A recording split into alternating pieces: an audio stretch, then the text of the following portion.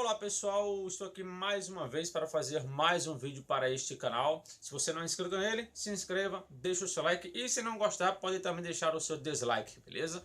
Também se quiser aí deixa o seu comentário. Bem, hoje eu quero dar continuidade à série sobre o texto do Novo Testamento grego. Falando aí sobre as cópias, né, que já vamos para o quinto vídeo, né, sobre essa série. Já falei bastante aí sobre algumas coisas, os textos, né, que temos, textos alexandrinos, bizantinos, cesareense e ocidentais. Falei também sobre outros assuntos. Se você ainda não acompanhou os outros vídeos, acompanhe desde o primeiro vídeo, parte 1, em sequência, beleza? Bem, hoje eu quero falar sobre as melhores cópias, né, de onde elas deveriam vir. Mas, antes disso, se você tem interesse de estudar grego do Novo Testamento ou a língua hebraica do Antigo Testamento, ou você quiser fazer um curso de teologia à distância, é só falar comigo. Aqui na descrição deste vídeo está o meu WhatsApp e o meu Facebook, também a página do meu Facebook, caso você queira se comunicar comigo, beleza? Bem, primeiro ponto, né, que devemos aqui falar é que a crítica textual em si, ela defende, digo, a maioria, né, dos estudiosos defendem que o melhor texto do Novo Testamento são os manuscritos alexandrinos, certo? Que foram ali copiados ou que vieram do Egito. No entanto, eu vou um pouco na contramão dessa afirmação. Por quê? Porque quando eu começo a analisar alguns pontos, eu não consigo entender por que esses manuscritos alexandrinos são os melhores ou considerados os melhores manuscritos do Novo Testamento. Talvez por algumas questões como quanto mais antigo melhor, como sendo aí uma das evidências externas. Embora eu discorde completamente disso com muita base. Bem, o que acontece? O primeiro ponto, o primeiro passo que eu vejo de onde as cópias ou as melhores cópias deveriam vir é para onde o texto original foi. Qual foi a região que o texto original foi enviado? Por quê? Porque quando o texto original está em uma região e ali se faz várias cópias, é possível que até você consulte o texto original para ver se tem algum erro em relação de uma cópia para outra. No entanto, se essa cópia foi para um local e em outro local você não tem esse original, ali você pode ter alguns problemas. Caso alguém erre, você não vai saber o que de fato estava escrito. E como eu já fiz um vídeo falando sobre isso nesta série aqui, que os manuscritos originais eles foram enviados para as regiões de Bizâncio, onde fica ali perto da Ásia Menor, Grécia e até Roma. Bem, os manuscritos alexandrinos eles ficam bem distantes mesmo, porque Alexandria fica no Egito, ou seja, é muito longe de onde o texto original ele foi enviado. Então, quando eu começo a analisar para onde o texto original foi, eu tenho um ponto, né, para o texto bizantino, porque o texto original foi enviado para essa região, ou perto dela. O segundo ponto que eu consigo notar e que eu começo a observar e vejo muita coerência é sobre o domínio da língua grega. Por que o domínio da língua grega é importante? Primeiro porque as cópias, quando elas eram feitas, segundo Bart Ehrman, em seu livro O que Jesus disse e o que Jesus não disse, ele diz que as cópias no mundo antigo, elas aconteciam de uma forma tipo, você tem aqui a cópia, certo? E você lia e as pessoas iriam falando, ou iriam copiando num caso, né? Ou seja, elas copiavam ouvindo. Se a pessoa tivesse desconhecimento do grego ou ela não soubesse muito bem o grego, ela poderia cometer muitos erros. E quando nós vamos para os manuscritos alexandrinos, nós vemos isso muito, mas muitos erros nos documentos. Vou dar exemplo. Se você pegar exemplo, né, o papiro, vou pegar aqui, né? O Papiro 66. O Papiro 66 é um documento, um dos mais antigos do Novo Testamento. é um manuscrito alexandrino. Esse documento aqui, esse papiro aqui, ele tem alguns problemas. Primeiro, ele tem praticamente ali 480 leituras singulares. O que é uma leitura singular? É quando só esse manuscrito traz aquela leitura ou aquela palavra específica. Então ele tem 482 leituras singulares que não se encontram em outros documentos. Além disso, cerca de 40% dessas leituras não tem o mínimo sentido, ou seja, praticamente 200 leituras não tem sentido nesse documento. Além disso, ele tem 400 itacismos. O que é um itacismo? Itacismo é quando você troca uma letra por outra letra que tem uma pronúncia semelhante. Vou dar um exemplo aqui. Se você pegar a expressão aqui, né? Nossa, que Z tá feio, hein? Esse aqui, vamos pegar aqui. Aqui eu tenho zoes, note, zoes. Essa expressão aqui, ela quer indicar da vida, significar isso. Só que a escrita não está correta. Por quê? Porque aqui eu tenho um ômicron, certo? Só que a escrita correta é com essa letra aqui, ó.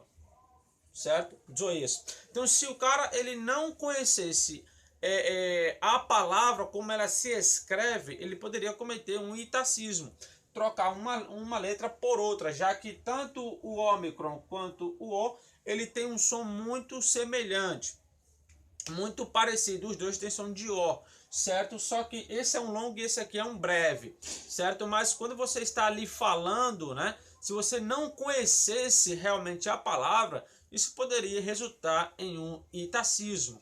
Então o que acontece? Esse papiro aqui, ele tem cerca de 400 itacismos. Isso mostra que o escriba que fez esse manuscrito ou esse papiro, ele não tinha uma familiaridade com o idioma grego. Bem, além desses 400 itacismos, você tem 482 leituras singulares. Além disso, cerca de 40% dessas leituras não tem sentido. Ainda existem outras alterações deliberadas, até mesmo omissões de frases inteiras. Bem, se você pegar, por exemplo, o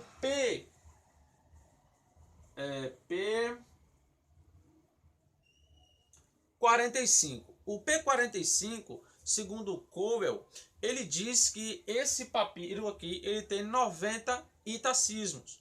E tem algumas leituras singulares, onde 10%, se eu não me engano, são 273 leituras singulares, com 10% delas sem nenhum sentido. Isso explica novamente que o escriba que escreveu este documento aqui, ele não tinha uma familiaridade com o idioma grego. Ele escrevia muita coisa errada, leituras sem sentidos e outras alterações deliberadas, né?